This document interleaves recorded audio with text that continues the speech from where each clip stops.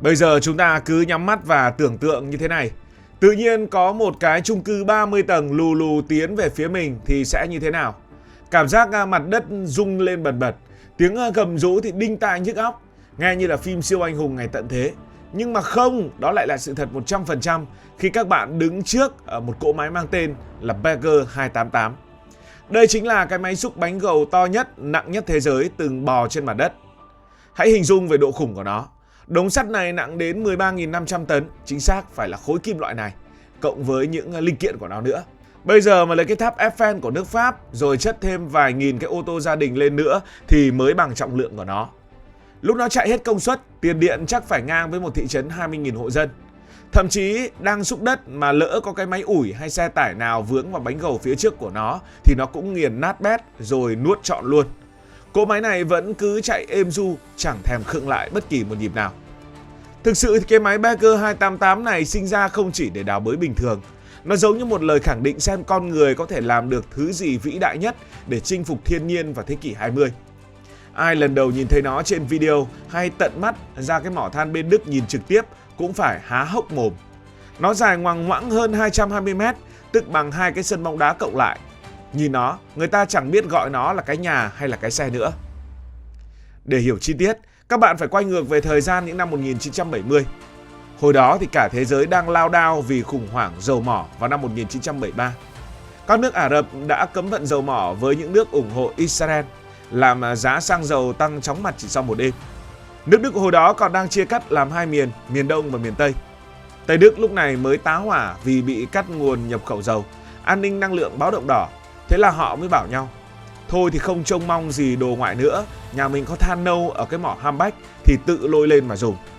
Nhưng khổ nỗi, muốn lấy được cục than ở sâu hàng trăm mét thì phải hót sạch được mấy chục mét đất đá ở bên trên. Dùng máy xúc bình thường hồi đó thì có mà đào đến râu tóc bạc phơ cũng chưa xong.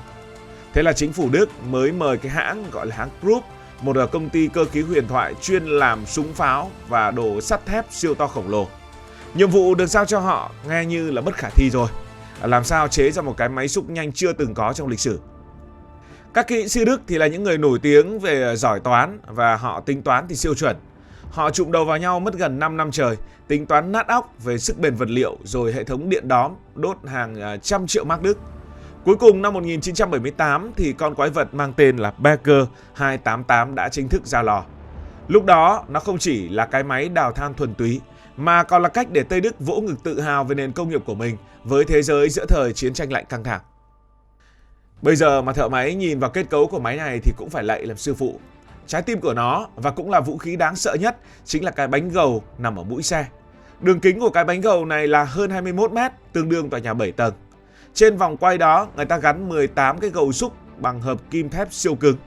Mỗi cái gầu này to đến mức nhét vừa 5 cái xe máy phân khối lớn hoặc cho 8 ông người lớn đứng vào bên trong vẫn thoải mái. Khi cái bánh này quay, nó cắt đất đá, sỏi cứng ngọt xớt giống như là dao nóng hơ qua cắt một cục bơ. Đến đây thì nhiều người sẽ tò mò. Thế thì cái cục sắt nặng 13.500 tấn thế kia đi vào bùn lầy mỏ than kiểu gì cho bị lún. Thì bí kíp ở đây là hệ thống 12 cái băng xích khổng lồ. Họ chia ra làm 3 cụm đằng trước, 2 cụm đằng sau và mỗi cái xích rộng tận 3m8. Vì diện tích tiếp xúc dàn đều ra siêu rộng nên tính ra áp lực nó đè xuống đất cũng không phải là nhiều lắm đâu, khoảng 17,1 Newton trên 1 cm vuông. Áp lực này chỉ nằm ở cỡ gót chân mình dẫm lên đất, thậm chí còn nhẹ hơn lúc đi bộ ở trên cát.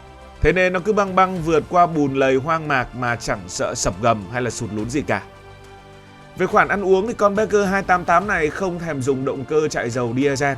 Vì thời đó chả có mấy cái máy nào đủ đô để kéo nổi nó. Người ta phải cắm dây cáp điện cao áp trực tiếp vào lưới điện quốc gia cho nó dùng. Sợi cáp điện to bằng bắp đùi người lớn, chịu điện áp hàng chục ngàn vôn. Các động cơ điện ở trên máy tiêu tốn đến 16,5 MW để làm quay bánh gầu, chạy băng chuyền và hệ thống nâng hạ. Nhờ thế nó làm việc rất trâu bò, một ngày đêm cạp được 240.000 mét khối đất đá. Lượng đất đá này đủ để xếp đầy 2.400 toa tàu chở hàng hoặc đào một cái hố to bằng sân bóng đá, sâu bằng tòa nhà 30 tầng chỉ trong vòng đúng 24 tiếng đồng hồ. Hơn 20 năm trời, con quái vật này chỉ quanh quẩn múc than ở mỏ Hambach. Nhưng đến năm 2001, than ở đây mới vơi dần. Các sếp lớn mới quyết định chuyển nó sang một mỏ cách đó 22 cây số. Bình thường máy móc to thì người ta tháo tung ra, chất lên xe tải rồi chở đi đến nơi rồi lắp ráp lại cho rẻ và an toàn. Nhưng mấy anh kỹ sư Đức bấm máy tính xong tá hỏa vì tháo cái mớ này ra và lắp lại thì lại tốn kém kinh khủng mà mất cả năm trời mới xong. Thế là họ đưa ra một quyết định điên nhất quả đất, cho cái máy tự đi bộ 22 km qua vùng nông thôn. Khổ nỗi cái máy này chậm như rùa, tốc độ thả ga được có 600 m/h, tức là 1 phút lết được 10 m. Chuyến đi dự kiến mất đúng 3 tuần ròng rã, biến mấy vùng quê yên bình trở thành những đại công trường. Người ta sợ rằng cái trọng lượng của nó sẽ phá vỡ hệ thống đường ống nước bên dưới, thế là phải cho thợ đi trước, giải hàng triệu tấn cát sỏi đặc chế, làm một cái đệm dày hơn 1 mét dọc đường để cho nó đi. Gay cấn nhất đó là quả băng qua đường cao tốc của Đức Autobahn. Chỗ này là huyết mạch, xe cộ bên Đức chạy rất đông. Chính phủ phải cho phong tỏa đường, kỹ sư thì cũng làm việc cực kỳ tập trung. Xong rồi nó còn phải vượt sông nữa và các kỹ sư phải làm hẳn một con đập cho nó đi lên. Rồi lách qua đường tàu, lúc này phải cắt điện, tháo hạ dây cáp trên cao xuống, nhường cho cái máy cao 96 m này đi qua. Cuối cùng thì chuyến đi cũng chót lọt, không làm chảy xước miếng nào nhưng cũng tốn rất là nhiều tiền. Đợt đấy hàng vạn người hiếu kỳ đổ ra hai bên đường xem đông như là chảy hội. Và bạn thấy đấy, thật ra cái máy này làm cho chúng ta thích thú cũng là dễ hiểu. Vì bản chất con người ai cũng bị mê hoặc hay sợ hãi bởi những thứ to lớn. Từ thời xưa người ta đã thích xây kim tự tháp đồ sộ hay tượng thần khổng lồ để khoe sức mạnh. Đến thời công nghiệp thì người ta chuyển qua mê mẩn những cỗ máy bằng sắt thép. Nhìn cái máy xúc khổng lồ này mới thấy là người Đức họ cũng giỏi thật, tạo ra một thứ nhân tạo mà to cao hơn cả núi đồi xung quanh. Chính vì sự hấp dẫn này mà Beagle 288 đã rất nổi. Các đạo diễn Hollywood cũng mê, đưa cả hình ảnh máy xúc khổng lồ vào bộ phim bom tấn Ghost Rider hay là lấy cảm hứng cho phim viễn tưởng Avatar.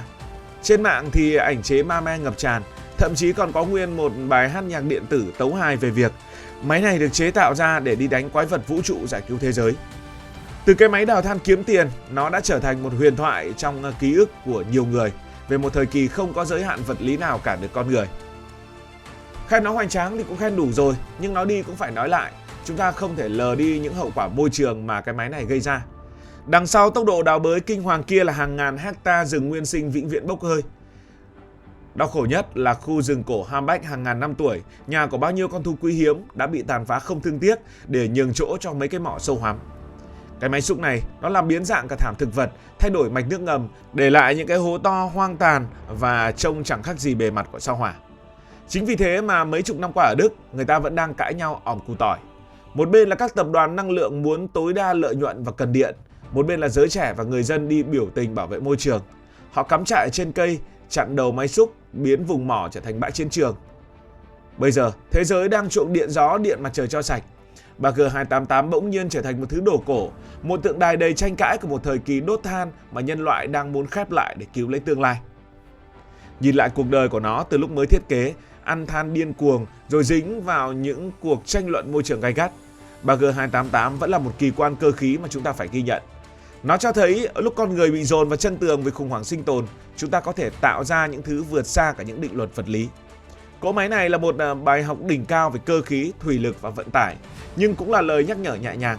Kiếm tiền và khai thác tài nguyên thì cũng phải nhớ giữ gìn ngôi nhà chung duy nhất của chúng ta, đó là trái đất. Vài năm nữa thôi, khi châu Âu đóng cửa hết các mỏ than để bảo vệ khí hậu, có lẽ Beagle 288 sẽ tắt máy, cất tiếng gầm và về hưu dưỡng già. Chắc người ta sẽ để nó thành cái bảo tàng ngoài trời cho con cháu ra chiêm ngưỡng.